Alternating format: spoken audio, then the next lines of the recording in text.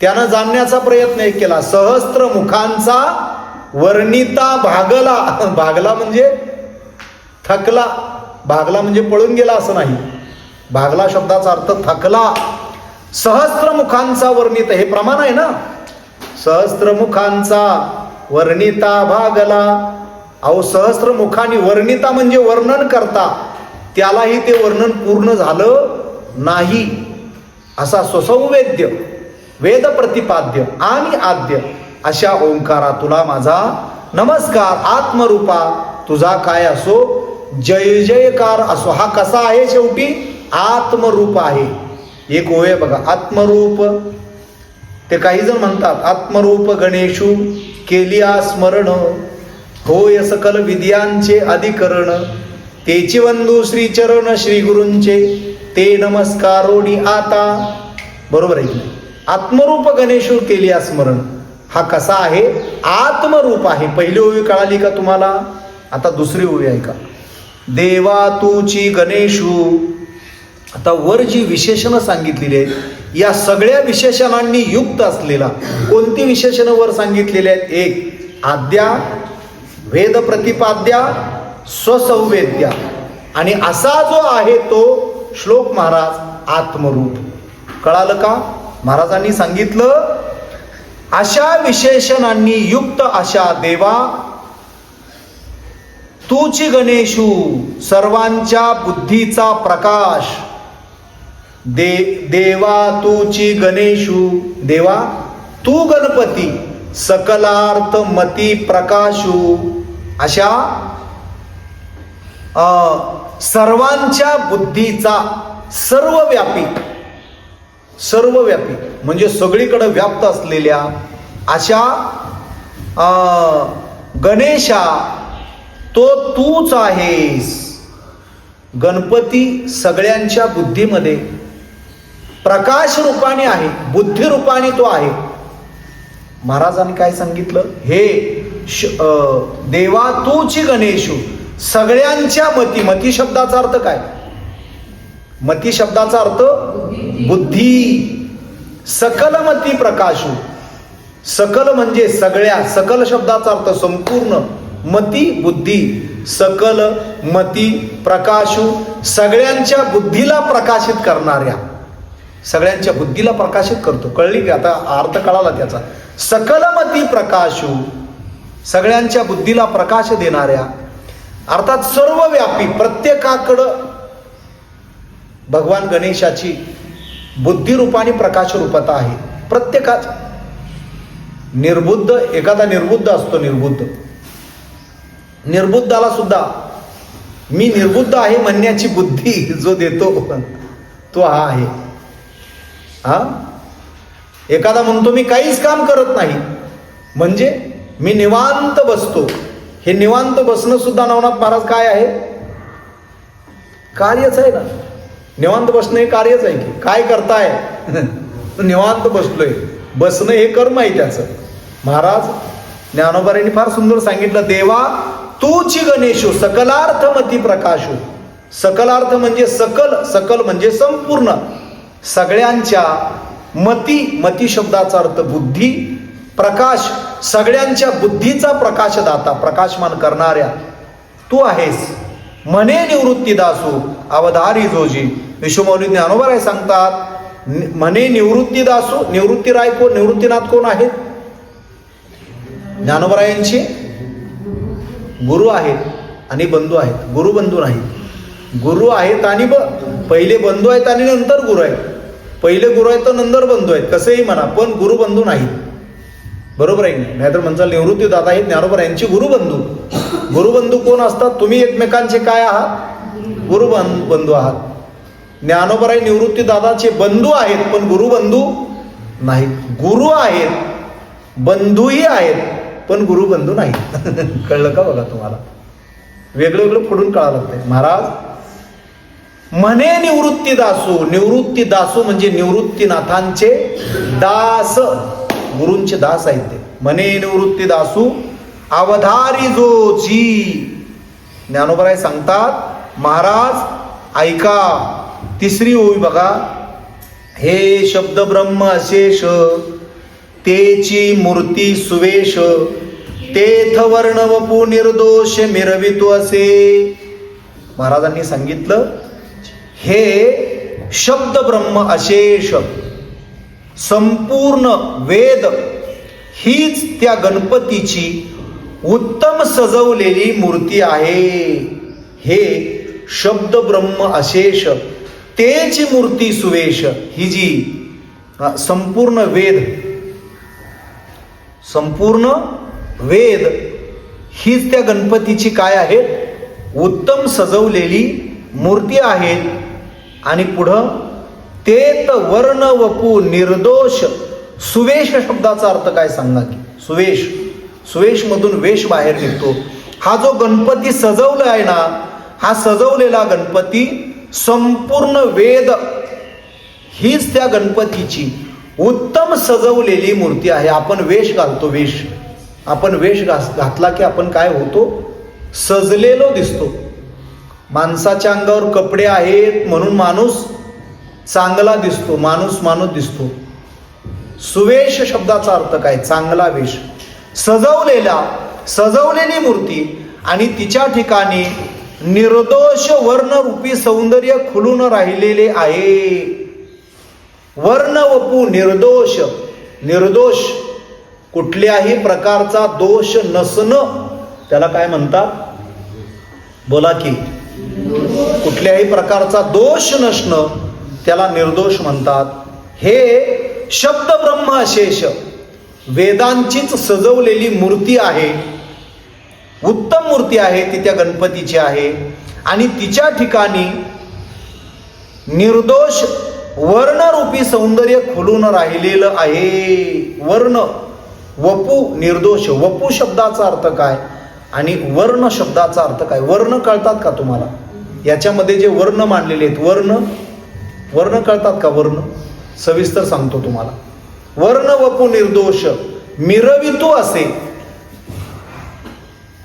हे स्वर आणि व्यंजन तरी कळतात का, यांनाच काय म्हणतात, त्यांनाच वर्ण म्हणतात. वर्णमाला शब्द ऐकलाय वाचलाय की नाही, वर्णमाला. स्वर व्यंजन हे काय आहेत, वर्ण नाही, वर्ण. नाहीतर काय जर म्हणतील बरं झालं आता थोड्या वेळात वर्ण आपल्याला मिळतंय. वर्ण वपू निर्दोष, हे निर्दोष वर्ण वपू आहेत. मिरवितो असे ज्ञानोबराय सांगतात, हे खुलून दिसतात, मिरवतात. चौथी उभी आहे का. स्मृती तेची अवयव, देखा अंगिक भाव, तेथ लावण्याची ठेव अर्थ शोभा. आता शरीराची ठेवण काय बघा. स्मृती तेची अवयव, स्मृती म्हणजे काय, श्रुती स्मृती. स्मृती ग्रंथ आणि श्रुती ग्रंथ वाचलंय की नाही. वेदशास्त्र, पुराणे, उपनिषदे हे सगळे श्रुती स्मृती आदी ग्रंथ आहेत. ते तुकोबारायांचं आपण ते त्या दिवशी चरित्र थोडं बघितलं. त्याच्यामध्ये तुकोबारायांना वर्णानाम ब्राह्मणो गुरु, ते धर्ममार्तंड काय म्हणत होते, श्रुती स्मृतीच्या अनुषंगाने तुम्ही गुन्हा केलेला आहे. श्रुती स्मृती कळालं का.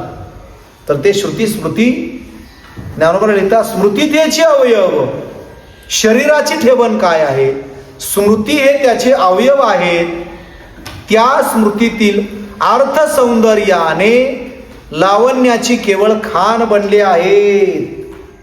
स्मृती तेचे अवयव म्हणजे या मूर्तीचे अवयव काय आहेत, तर स्मृती आहेत. स्मृती म्हणजे काय, स्मृती कशा आहेत, या श्रुती या अपौरुषेय आहेत. अपौरुषेय म्हणजे पुरुषापासून उत्पन्न न झालेले, अपौरुषेय. आणि स्मृती शब्दाचा अर्थच आठवण. श्रुती शब्दाचा अर्थ करताना ज्या ऋषीमुनींना ध्यानात असताना जे ऐकायला मिळालं, दिसलं, त्या श्रुती. आणि स्मृती या मानव निर्मित पौरुषेय आणि अपौरुषेय अशा स्वरूपाच्या.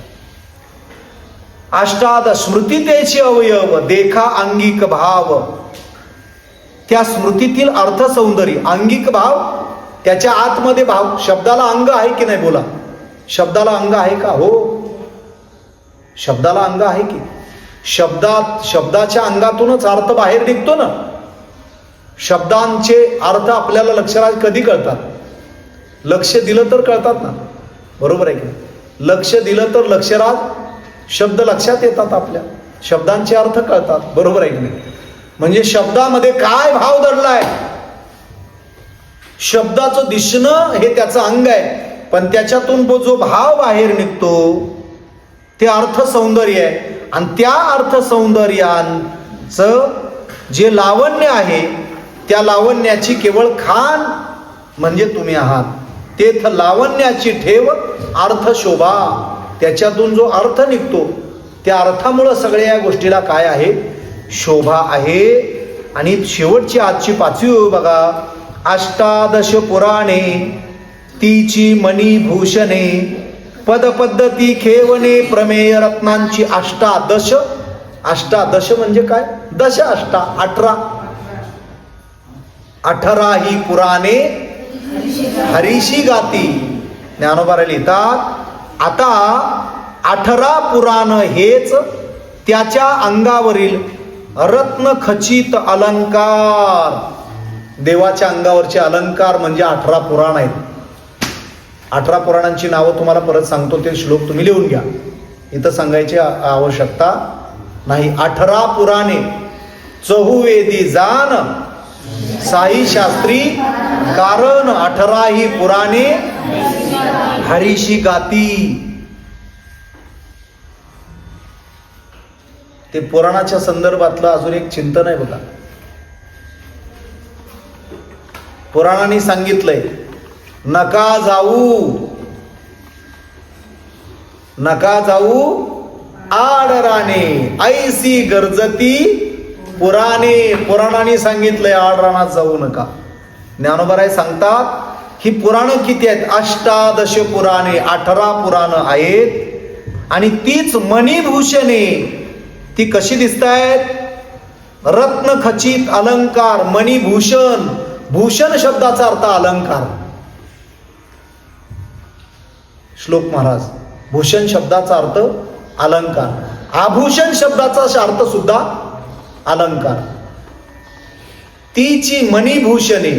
मणी मणी मणी मणी म्हणजे पैसा मणी नाही, इथला मणी वेगळा. जर हा या मणीचा अर्थ कळला, या मणीचा अर्थ या मणी गेला तर मणी मिळवणं सोपं होतंय. कळलं का? मणी मनामध्ये. बघा महाराजांनी सांगितलंय मणी एक शब्द किती अर्थाने फिरतोय बघा ना. मणी, गळ्यामध्ये माळ आहे, त्या माळेत काय आहे? मणी.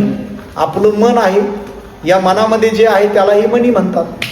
आणि इंग्रजीमध्ये MONEY मनी, बरोबर. हे जर मणी गळ्यात असले तर हे मन चांगलं राहील आणि ते मणी मिळवता येतील, बरोबर आहे की नाही? किती मणी मणी आहे कळते का तुम्हाला? महाराजांनी सांगितलं, ज्ञानोबरांनी 18 पुराणे हीच त्या ओंकाराच्या अंगावरची रत्न खचित अलंकार आहेत. अष्टादश पुराणे तीची मणिभूषणे पदपद्धती खेवणे प्रमेय रत्नांची. पदपद्धती प्रतिपादलेली तत्व. पदपद्धती, पद म्हणजे हे बघा तुम्हाला कळेल असं सांगतो. गद्य आणि पद्य. गद्य म्हणजे धडा, पद्य म्हणजे कविता. मग पद्य, पद, पद्यात काय असतं तर पद असतं, पद. मग ती पद पद्धती, त्या पदाची पद्धत. काय पद्धत आहे? पद्धती म्हणजे पद पद्धती प्रतिपादन करणं, खेवणे प्रतिपादन करणं प्रमेय रत्नांची. त्याच्यावरती प्रमेय आहेत. प्रमेय, प्रमेय कळत आहेत का? मराठी भाषेमध्ये प्रमेय आहेत बघा. काही प्रमेयाची नावं सांगता येतील का तुम्हाला? प्रमेय काय येत आहे तुम्हाला? प्रमेयांची नावं सांगता येत नाहीत साधी. अलंकारांची तर नावं सांगता येतात का? अलंकार, अलंकारांची नावं, उपमा, उत्प्रेक्षा, श्लेष, हे काय झाले? अलंकार झाले. मला उद्या प्रमेयांची नावं सांगा बघू. मी नाही सांगत आता, शोधून सांगा प्रमेयांची नावं. बघा महाराजांनी सांगितलं प्रमेय रत्नांची छंदोबद्ध शब्द हीच त्याची कोंदणं आहेत. प्रतिपादलेली तत्व ही रत्न आणि छंदोबद्ध शब्द ही त्याची कोंदणं आहेत. अशा प्रकारच्या ओंकारा, आद्या, वेद प्रतिपाद्या, स्वसंवेद्या, सकलार्थमती प्रकाशू, शब्द ब्रह्माशेष, मूर्ती सुवेश, वर्ण उपनिर्दोष, स्मृती असलेले अवयव, आंगिक भाव, लावण्याची ठेव, अष्टादश पुराणे, मणिभूषणे, पदपद्धती खेवणे, प्रमेय रत्नांची, अशा 5 ओव्या आज आपण पहिल्या दिवशी घेतलेल्या आहेत. तुम्हाला कळतील अशा पद्धतीने सांगितलेल्या आहेत. बऱ्याच जणांच्या डोक्यात नाही तर स्लॅबवरून गेलेले आहेत त्या. ज्यांच्या डोक्यात गेल्या त्यांना धन्यवाद, गेलेलं नाही त्यांनी ऐकून डबल ऐका पुन्हा. पुंडलिक वरदारी विठ्ठल श्री ज्ञानदेव तुकाराम पंढरीनाथ भगवान की जय. पुंडलिक वरदारी विठ्ठल श्री ज्ञानदेव तुकाराम पंढरीनाथ भगवान की जय. माऊली ज्ञानेश्वर महाराज की, श्रीमंत श्री जगद्गुरु तुकाराम महाराज की जय.